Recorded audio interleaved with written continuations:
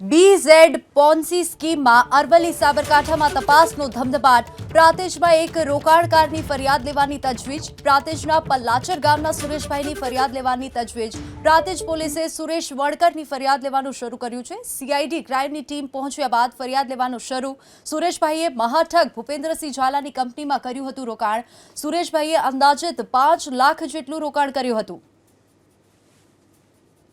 સાબરકાંઠા અરવલ્લી જિલ્લા સહિત ઉત્તર ગુજરાત અને ગુજરાતના અલગ અલગ વિસ્તારોમાં એજન્ટો થકી BZ ગ્રુપમાં રોકાણકારો પાસે રોકાણ કરાવ્યું હતું અને ત્યારબાદ CID ક્રાઇમ દ્વારા જે તપાસ હાથ ધરવામાં આવી હતી, ફરિયાદ દાખલ કર્યા બાદ ત્યારથી જ ભૂપેન્દ્રસિંહ ઝાલા અને તેના મળતિયા એજન્ટો જે હતા તે ભૂગર્ભમાં ઉતરી ચૂક્યા હતા અને ત્યારબાદ અનેક ખુલાસાઓ સામે આવ્યા હતા. તો પ્રાંતિજ તાલુકાના પલ્લાચર ગામના સુરેશભાઈ વણકર કે જેઓ હાલ પ્રાંતિજ પોલીસ સ્ટેશન ખાતે ફરિયાદ નોંધાવી રહ્યા છે. ભૂપેન્દ્રસિંહ ઝાલા અને BZ ગ્રુપ સામે ફરિયાદ નોંધવાની કાર્યવાહી પ્રાંતિજ પોલીસ સ્ટેશનમાં હાથ ધરવામાં આવી છે. પ્રથમ રોકાણકાર અત્યારે હાલ પ્રથમ વખત ફરિયાદ નોંધાવવા જઈ રહ્યા છે.